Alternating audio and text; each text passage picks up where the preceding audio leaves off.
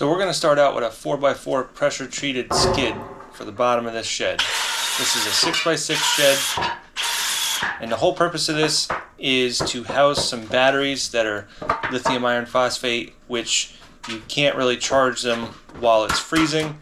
So I'm going to insulate this and provide very small amounts of heat to be able to heat those batteries to above freezing so that they can stay charging.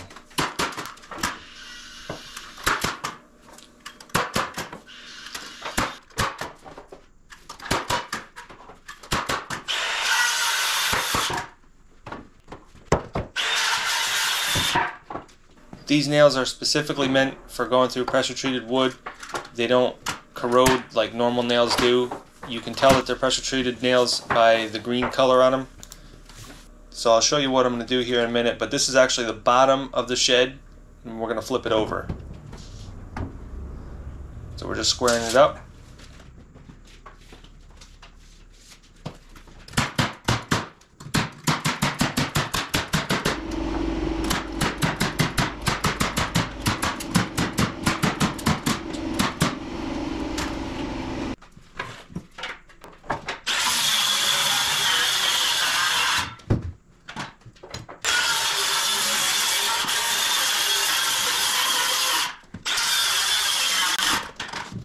The reason I want pressure treated on the bottom is obvious because it's going to be exposed on the bottom and it's going to see a lot of moisture underneath.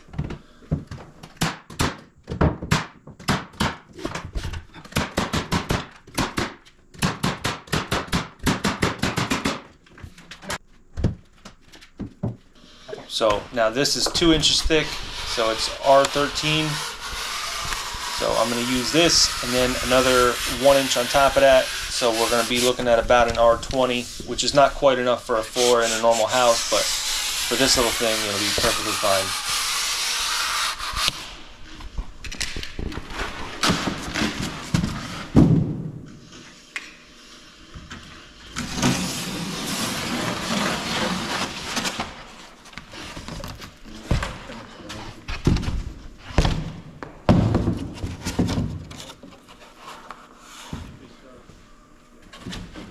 Just, yeah. I got like a half inch of foam. Yeah. A half inch of gap. 3/8 to half inch. So I like to leave 3/8 to a half an inch of space so that I can use some spray foam and put it in there and seal it up nice and tight. If you seal this up super tight so that air doesn't go through, you can actually increase the R value by quite a bit. So this R20 could be about an R30 when it's air sealed up.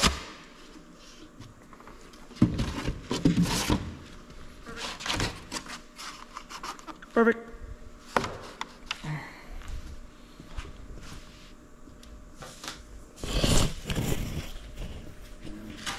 think the last bay, a couple of those. I'm just putting some screws to hold it down while I put the foam in.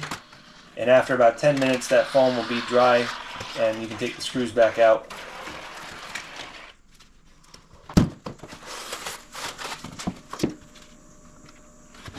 But you want to make sure that you leave enough room so that that foam gun can reach down to the bottom of that foam that's already in there.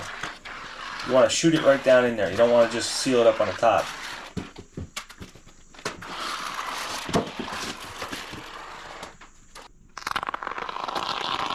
And if you only leave a 1/16 or an 1/8 inch gap, that's just not really good enough.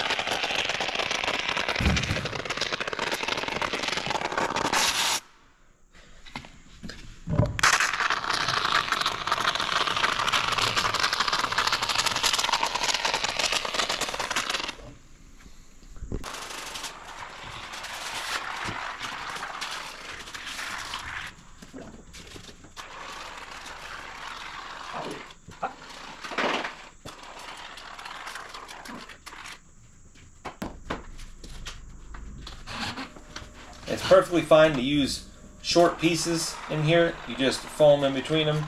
It makes no difference. Foam is really expensive, so there's no reason to waste any of it.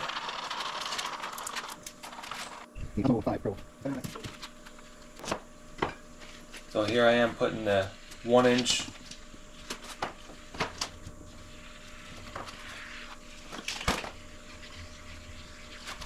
You'll see throughout this video that I use several different kinds of foam. I'm just using whatever I have. I just had a bunch of cans left over from other jobs, so I'm just using them all up. This is a little bit more yellowish, so it's the less expanding kind for doors and windows. But we're only working with a 3.5-inch cavity here. So 2 inches plus 1 inch, that's 3 inch. That's about all you really want. If you try to make it 3.5 inches, then some of it's going to be sticking up a little bit, and then your subfloor won't go on that tight.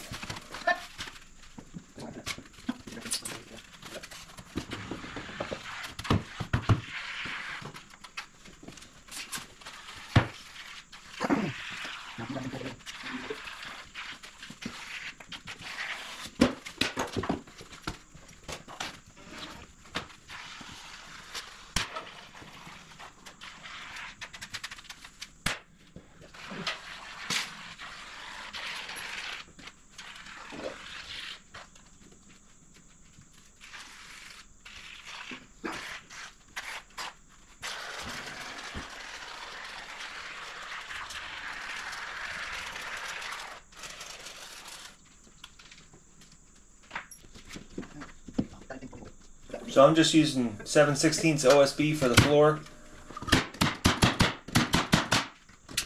It's not quite thick enough for a house or anything, and it's not tongue and groove, but for this application it'll be perfectly fine.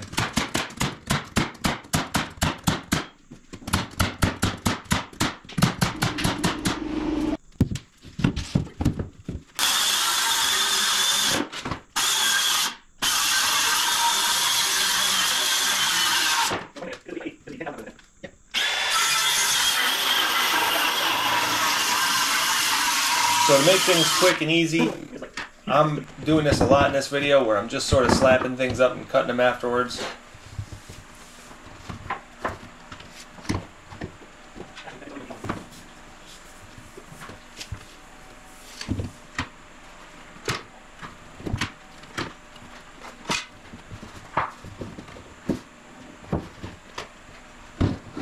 Now I did this wall on 24-inch centers. If I was to do it again, I'd probably just do it on 16-inch centers because it was pretty flimsy once we put the siding on, which I'll show you in a little bit. So I ended up putting a bunch of blocking in there, and then the insulation was a lot harder to put in. So, like I said, if I would do it again, I'd probably do 16 or maybe even 12-inch centers because this T111 stuff that I'm going to use here is really thin.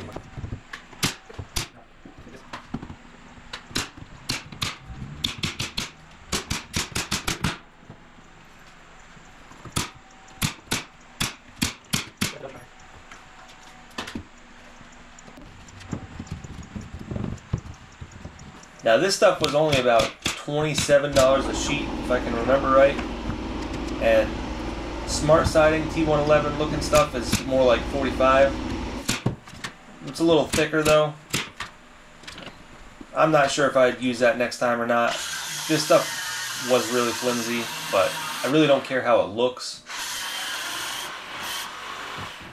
And I also did put some blocking in there, so when it was all said and done, it was actually pretty strong. But it was a lot of work. Like I said, I'm just slapping things on and cutting them afterwards. Just trying to get it done quick. I'm using a 18 gauge staple gun, and that seems to do the trick pretty good. Stronger than a brad nail or a finish nail, but not as big as like a siding nail.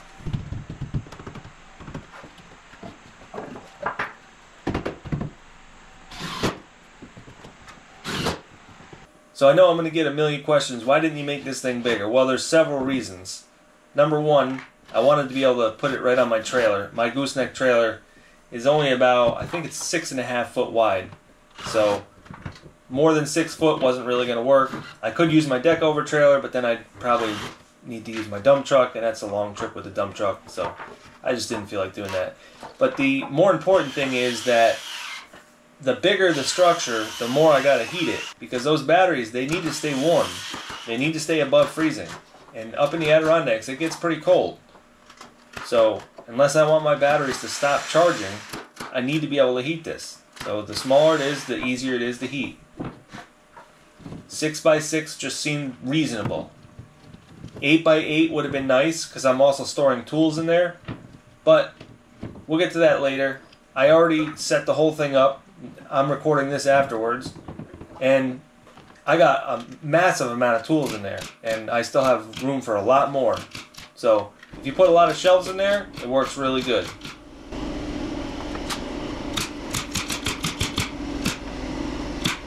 The whole idea was to put my batteries in here and hook the solar panels and also put the inverter in there, and then that way I can keep all that stuff out of the tiny cabin that I'm building. Also, I can have power while I'm building the tiny cabin.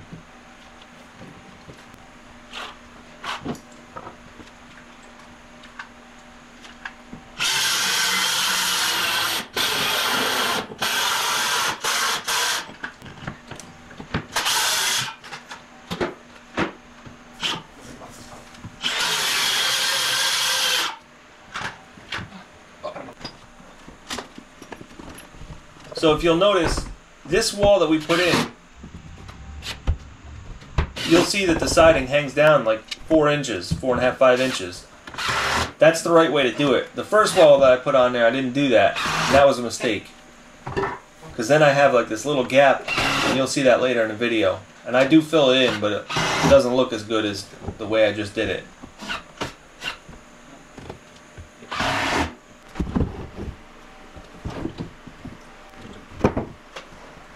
So I started out with a double top plate, and then I realized that when I put in the door, it's not going to work. The roof is not quite tall enough.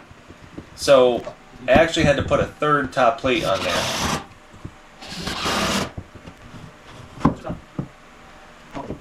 We're just mocking up the ridge, just putting it right where it needs to be.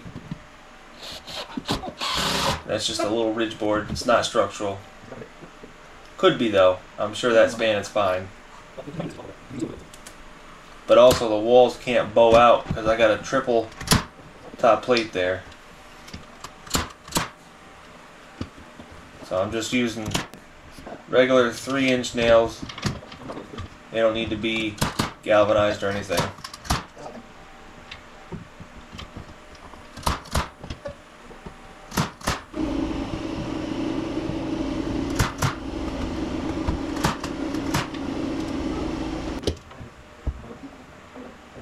By the time you do the seat cut on those rafters, you actually have such a small amount of wood left that you can put the nail right through the top, right there. See that? That's a nice way to fasten those.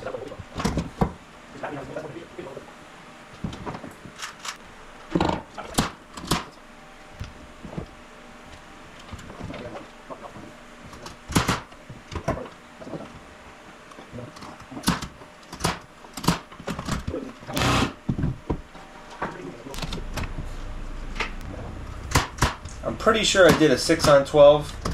I can't remember specifically, but I'm pretty sure that's what it was.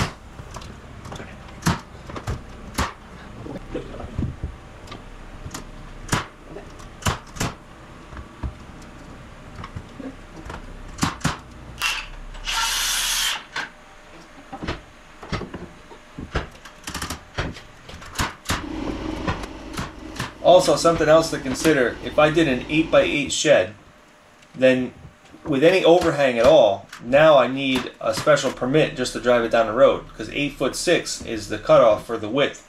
And then after that, you need a special permit, even if you're in a pickup truck. So right now, at 6 foot, plus the siding, plus the overhang, plus there's more overhang on the roof, I'm almost at 8'6" by the time I'm done anyways, and that's only with a 6-foot shed. Now you could skip the overhang, but I like overhang. I always want overhang. I think it's necessary.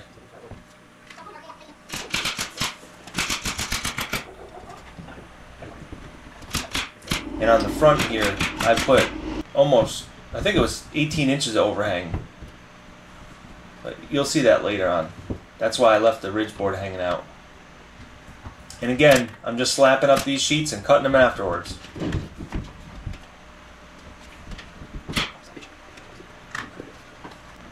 It's just a way to keep things moving.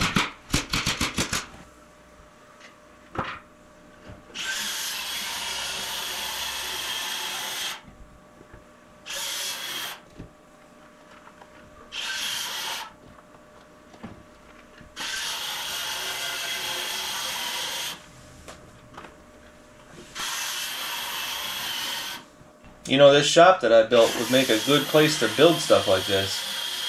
But I don't have any desire to build this stuff for a living. It's okay once in a while, but I wouldn't want to do this full time. I could probably build some tiny homes in there though. So that's a 32-inch exterior door, or entry door if you will. It's insulated. You know, I could have built one. I could build the jamb, I could build the door, or I could just get a slab door and I could put it in. But you know what? If you want something that's just quick and easy, and it's sealed up good, it's got that aluminum threshold on the bottom, you know, this is just the way to go. The door's insulated. It's sealed up tight. It's just, in my opinion, it's just the way to go. You just spend too much time trying to do all that stuff if you try to make it yourself.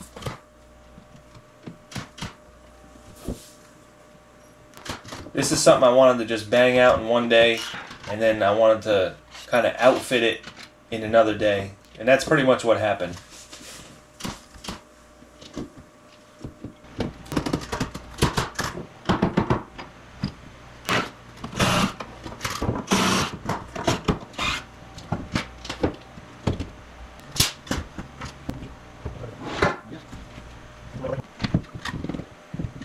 You know, one thing to consider with any kind of siding like this that's also acting as the structural sheathing, like T111, this is kind of like T111, but it's more like paneling. The panel is only as thick as the most shallow groove in it. So if you got T111 and it's only 5/16 inside the groove, well, that's all the structural strength that you have on that panel.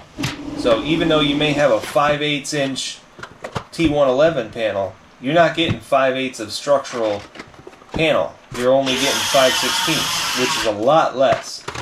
So that's why you really got to check with your building codes, and you got to check with the product that you're using, because not all T111 is created equal.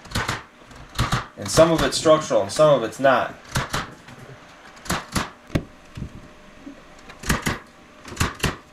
You don't want to use that for your garage and then realize when you go for your inspection that your inspector picks up that it's not structural. The next thing you know, you'd be putting plywood on and then re-siding in it.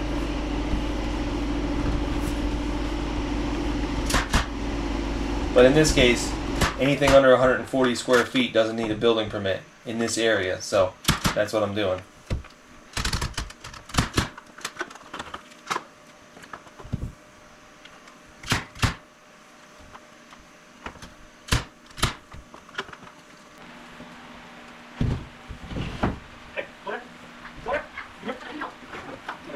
So this is how I designed this. I kind of just did a quick, maybe I spent an hour designing this on the computer. And I just wanted to make sure things were as easy as possible. So on the roof, I wanted it to be exactly a 4x8 sheet. I didn't want to cut that sheet, and I didn't want to add another sheet.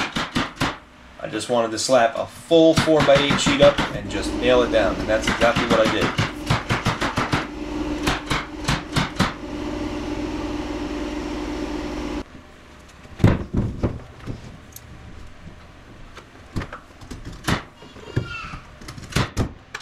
Resume.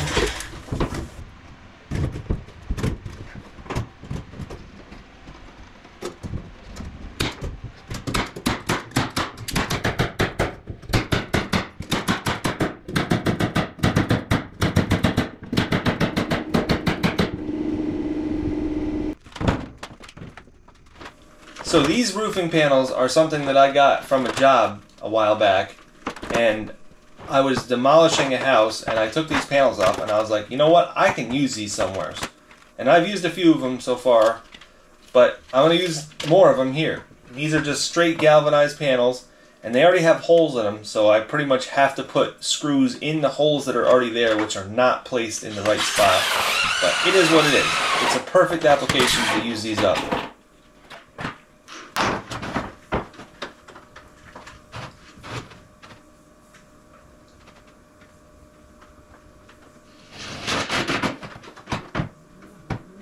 These are just straight galvanized, they're not painted. They do have some rust on them, so I do want to paint them, so I will do that in a little while. I could have done it ahead of time, but then I would have had to wait for them to dry, and I'll just do it while they're up on the roof, let it dry as it's going down the road.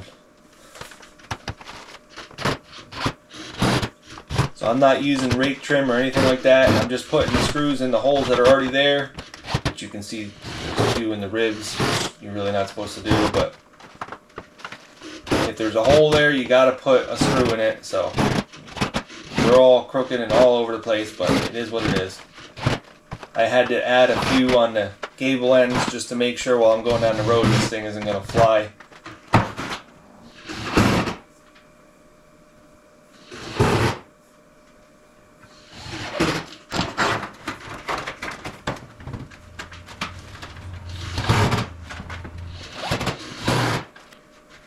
I don't need to vent this roof because I'm just putting solid foam on the underside of the roof, so I'm not looking to really vent this or anything.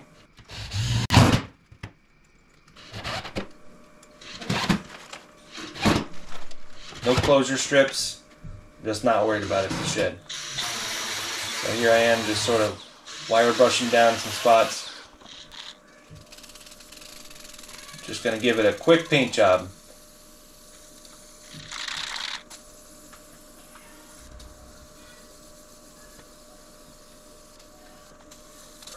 I wanted to kind of make this a little bit darker because it did stand out like a sore thumb in the middle of the woods. Anything like metal looking like that is just going to stand out. Metal or white or just something that's odd in the woods. So this is not exactly camouflage now, but it's just better.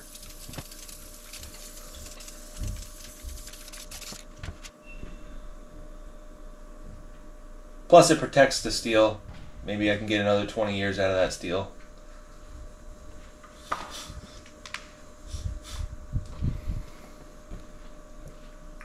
So there's all the blocking that I put in. That made it a lot stronger. But now it's a lot more work for the insulation.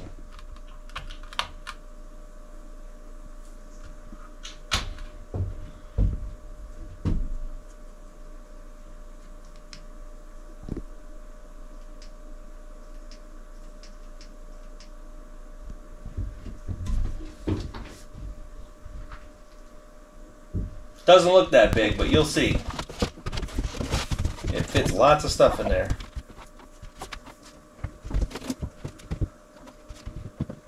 So usually what I do is put a few screws into the foam and through the wood behind it, but in this case that wood is so thin I didn't want to poke a bunch of holes in it, so I just used some shims to hold up those pieces. And then I just foamed in the corners just to hold it. And then I'll go back through and foam the whole thing all at once.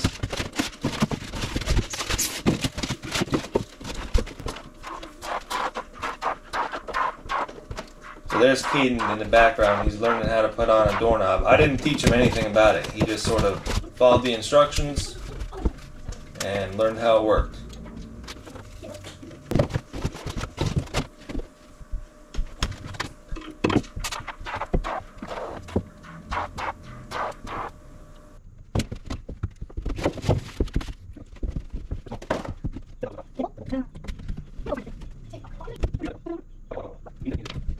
You know, I've put hundreds of doorknobs and deadbolts in over the years, and I can do it in probably about 3 minutes or less, but I'm glad to see him learning how to do things. And he loves doing stuff like that. He thinks it's fun, so let him do it. There he is, searching for everything.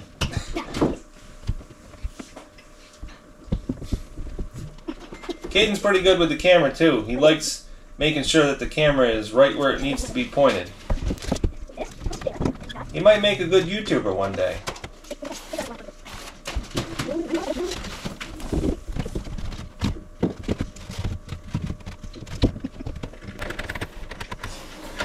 It works!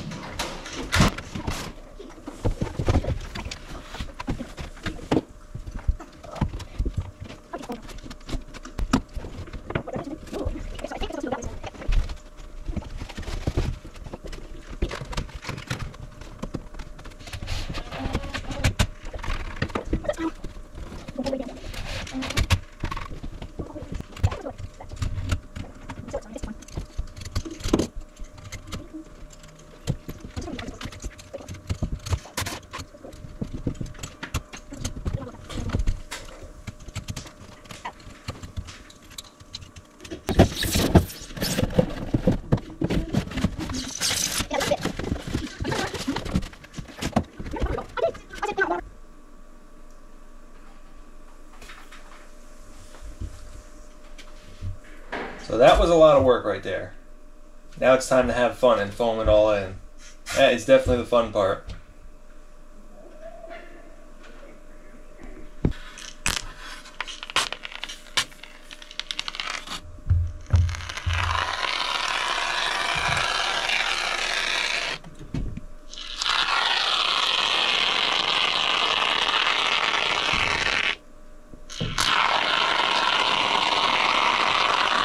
So I'm just using one layer on the wall right now, that's R13. There's a lot of houses that were built with R13 and that's fiberglass. This is sealed up, air sealed tight, so it's even better than that. I think that'll be fine. But I'm also going to leave it all open on the inside. I'm not covering it with anything. So if I want to put some more insulation, I certainly can later on. But on the roof, I figured we'll do that R13, and then I got that R5 right there. And I'm putting the R5 on the bottom of the rafters so that there's no thermal transfer. So that also helps increase the R value quite a bit. Because wood really only has an R value of, I think, 1.5 per inch. So it's really not that great. I need a ladder. No, you don't. You need a ladder? I need a ladder. Okay, you gotta keep that brush wet. Don't let it get dry.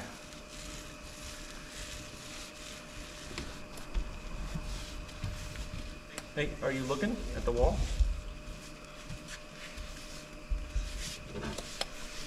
Does it matter what side you use?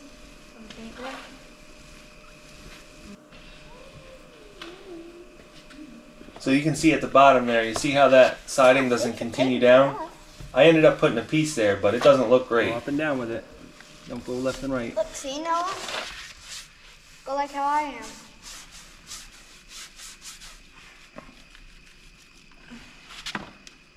Oh.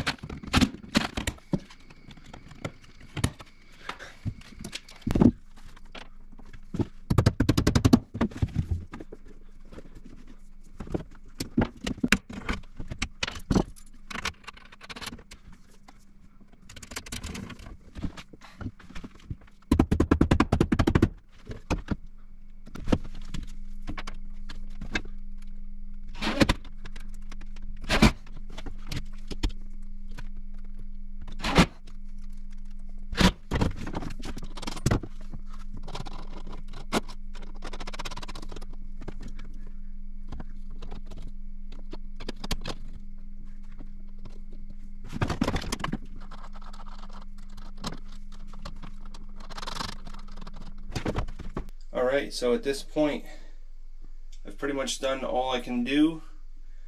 So let me explain what I got here. That's a 3000 watt inverter right there, 120 volts, pure sine wave. Then I'm going out with 30 amps. That's number 10. Going into that panel, into that 30 amp breaker right there on the right. So that's the main breaker of that panel.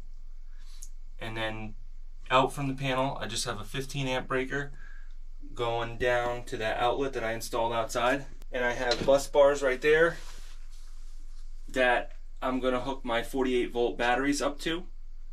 And then those cables go into the inverter to feed the inverter. So I'm also gonna put a charge inverter right there. And I actually have another charge inverter, and I could install it right now, but I don't see any sense in it because I really don't need two charge inverters up in the Adirondacks. So I'm going to keep one down here for my house, and the one that's in my camper I'll install here once I'm ready to. But for right now, I'm just going to put one battery in here, 5,000 watt hours, 48 volts. It's a server rack battery. I'm just going to set it right in the corner right there. I'm going to hook it up to the system, and then I'm going to install a small charge controller, Victron, and I'm going to just charge this one battery with some solar panels. Then I'm just going to lean up against this shed. So that'll keep that one battery charged, and basically this will allow me to have power up where I'm building. And tomorrow we're going to transport this shed up to the Adirondacks, and we're going to install it, and it's going to be around 30 to 40 feet from where I'm going to be building. And that's good because now I have a power source right next to where I'm building.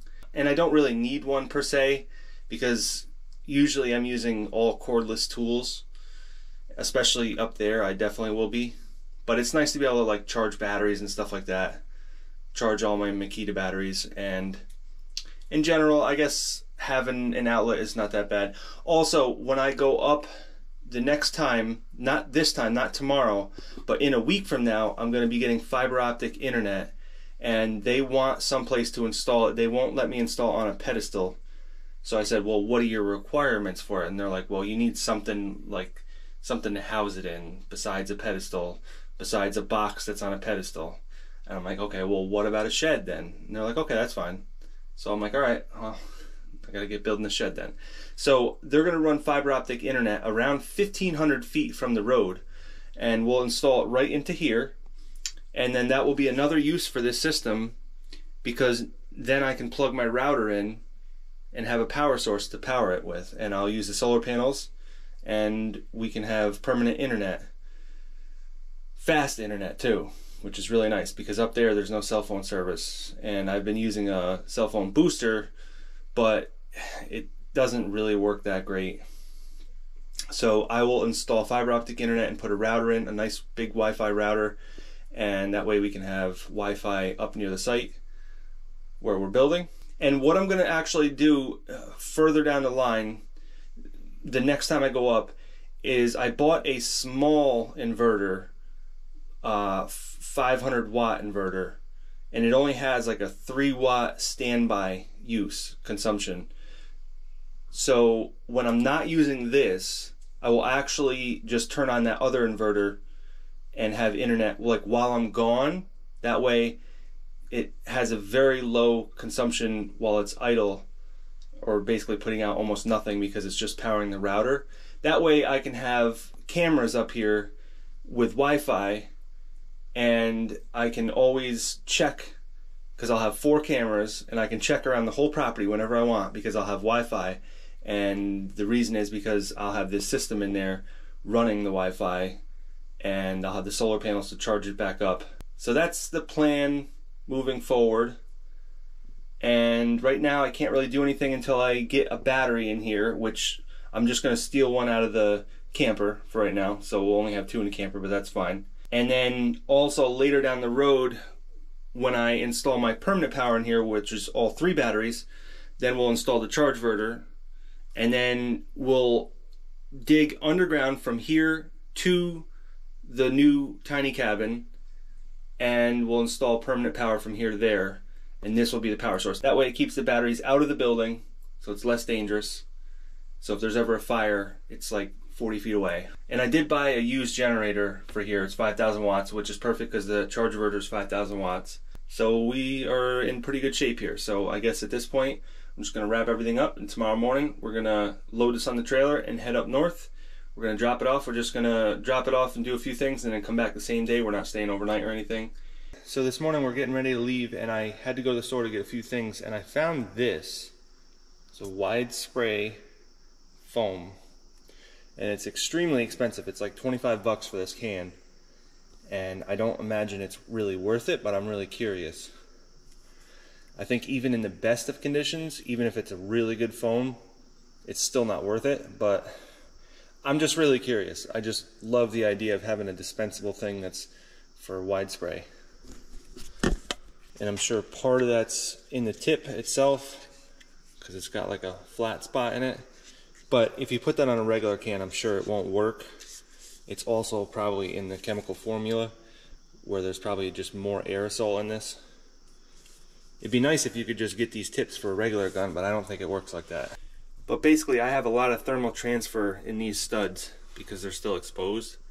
So I want to try to get as much of that covered up as I can, especially those right there on the flat. I got 2 cans. I don't know if it'll do all this. Theoretically, it should. It says 11 square feet, and I'm sure I have less than 22 square feet of studs exposed, but I think that's under absolute ideal conditions, probably where the cans are really warmed up. I did warm them up on the dash of my truck on the way back, but I don't think it's really enough. Really, ideally, you want these like 80 or 90 degrees, but let's see.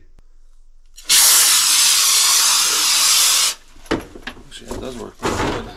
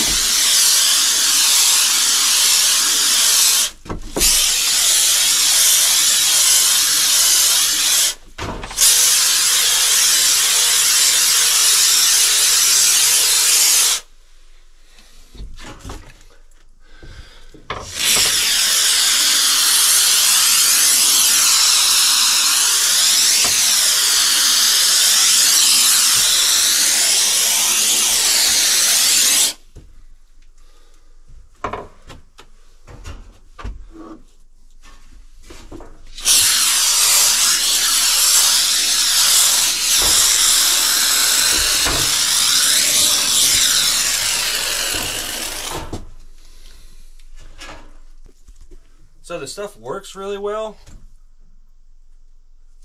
but it doesn't really yield as much as they say. Now, if I heated the can up, I'm sure I'd get a bit more, but definitely not $25 worth. I really wish they would come out with something that was a lot cheaper. If that can was like $8, even $10, it'd probably be worth it. But $25, that's just way overpriced. I'm not going to get anywhere near what I wanted to get done in here. And there's definitely a lot less than 22 square feet of studs here. But it is what it is. I did save the tip, so I'm going to try it on a regular can. I 100% guarantee it's not going to work, but it's worth trying.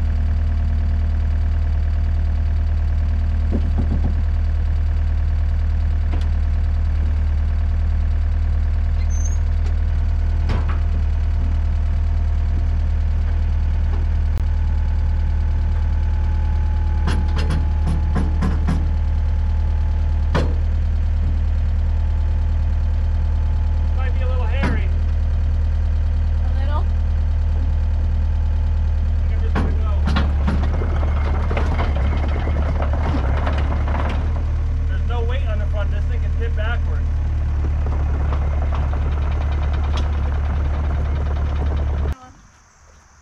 Did you screw the... I don't know. What? What is this for?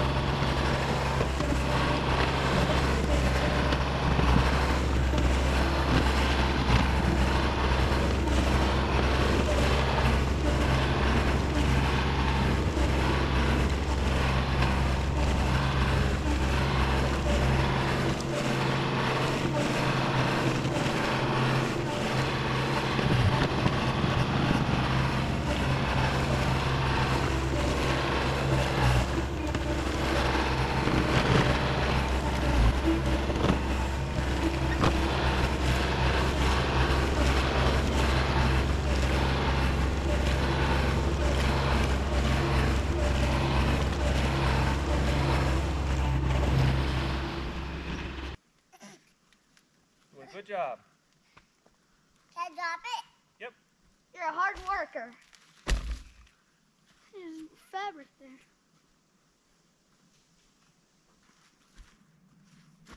All right. Go ahead and roll it out.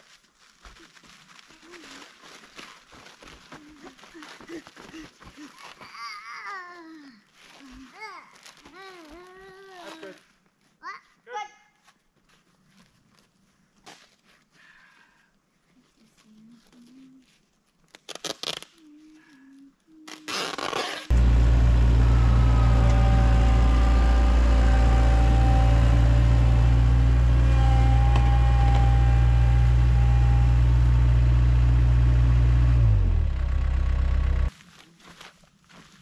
Can I rip it open the rest of the way?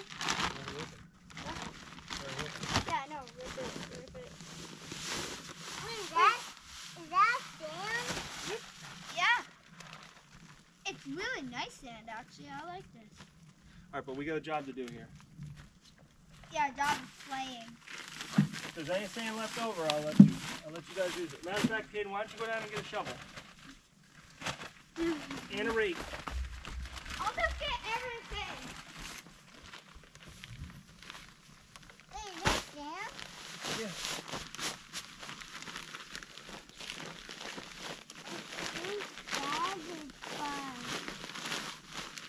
What'd you say? It's satisfying? Yeah. That's a big word for a 4-year-old. Look. It's too Look. Yeah. What? Hey, what is this stuff? It's sand, but it's too What do you do? Too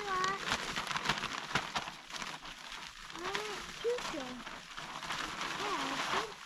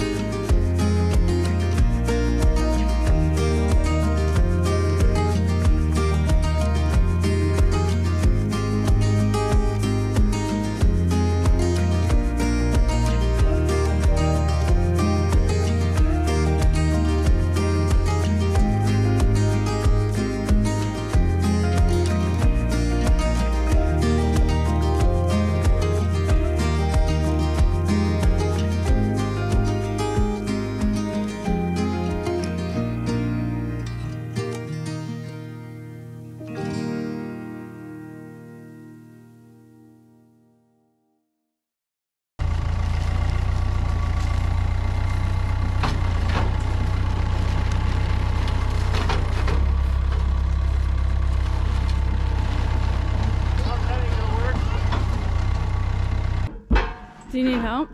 Does it look like he needs help? Yeah. No, it doesn't. Is it because you don't have the forks on?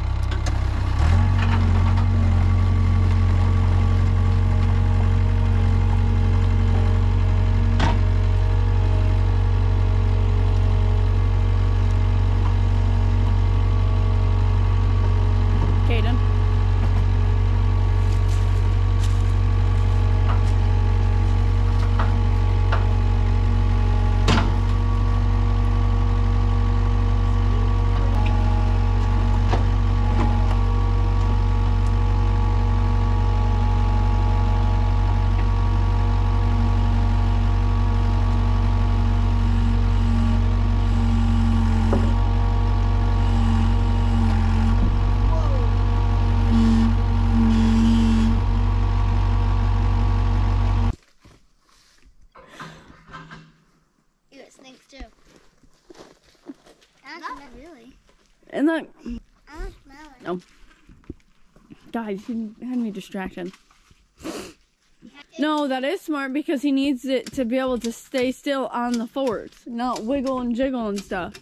So he needs it tight on there. Shed goes down, he goes down.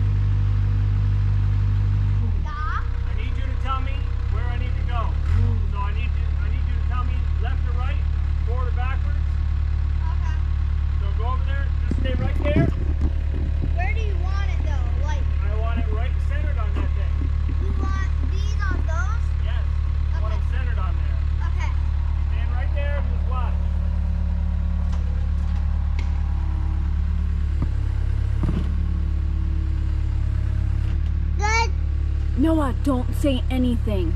Left. What? Left. This way. This way. That way? Yeah. That's This- right. Or right, whatever.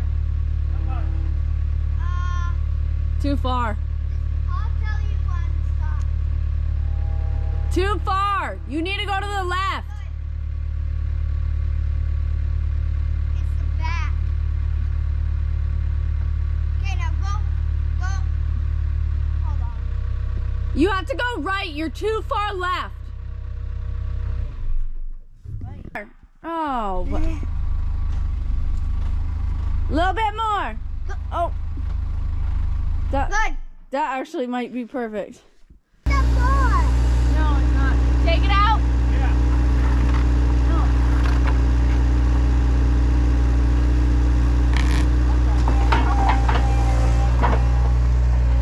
Pearl, move.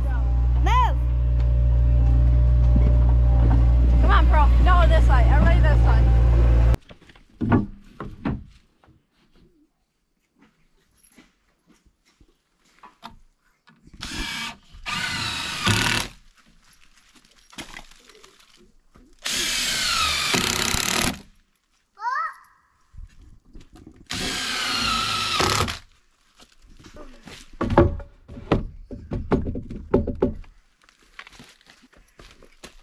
Grab the other one.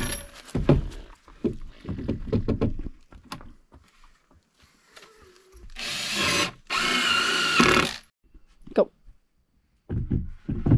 We're at 0%. How's it at 0% and working?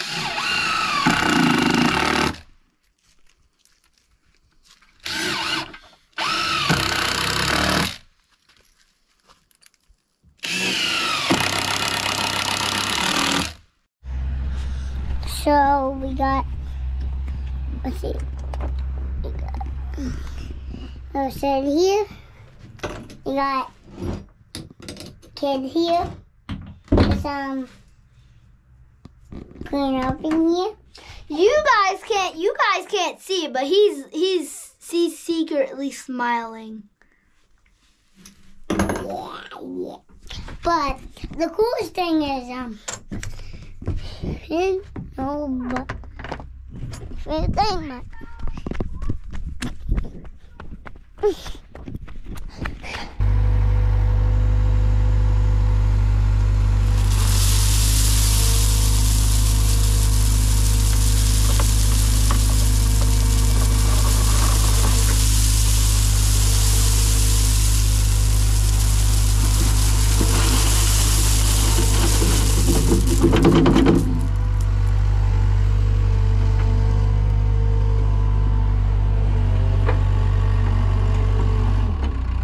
Alright, so the idea was that I put a ramp here for the generator to roll down and roll around back.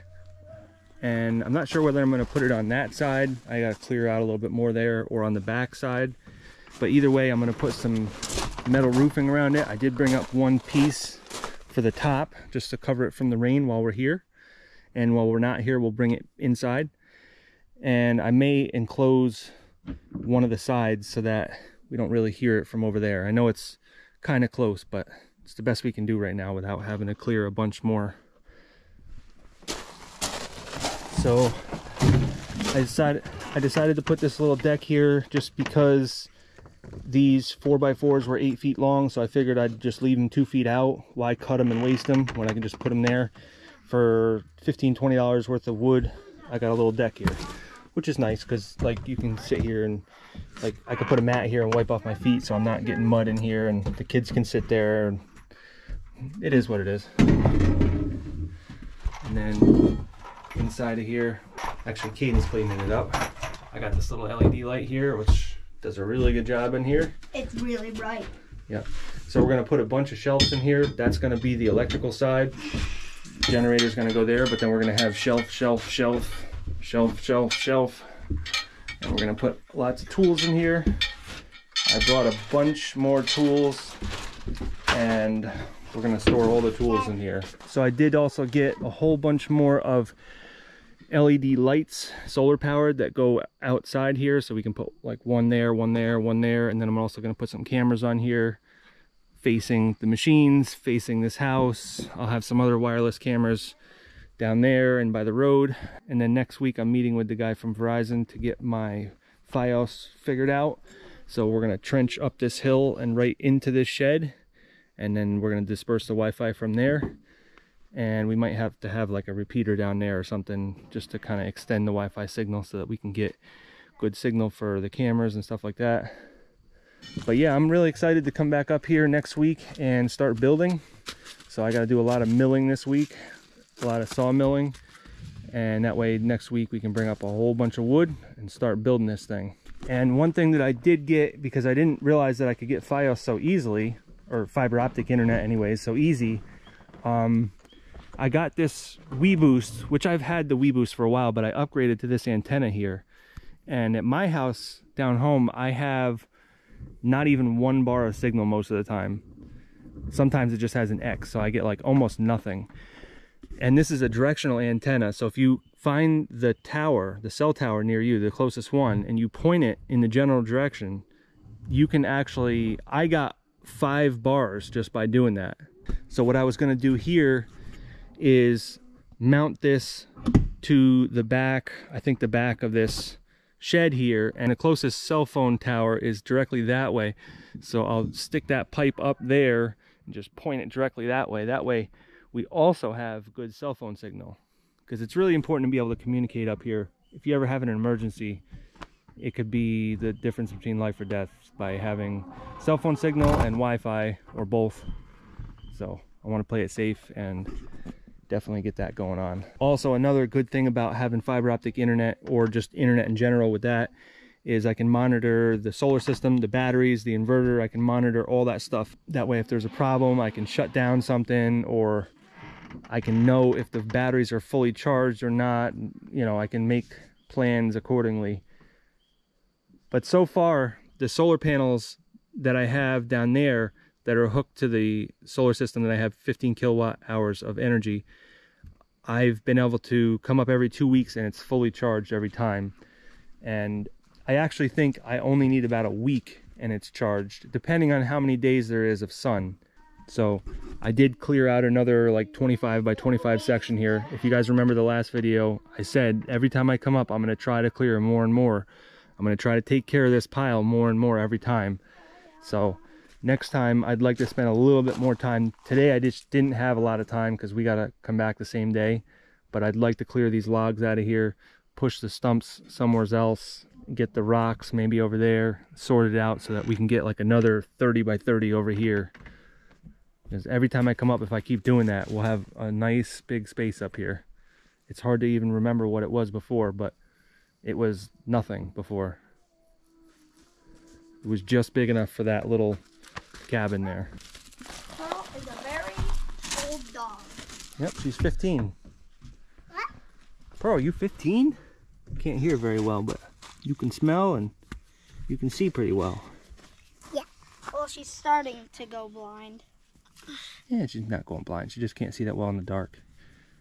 But for 15, her mom was 21 when she was pregnant with her. So that's like almost impossible for a dog. Her mom lived to at least 22. So she's got a few more years left. I would say she got at least 10 more years. Maybe not 10, but 5 probably. We feed her all organic food and we make her food. We don't buy anything because the stuff that you buy is like really bad for them. Alright guys, so I guess that's it for this video, and I will catch you on the next video building this. Alright, let's go. You helping? Yeah.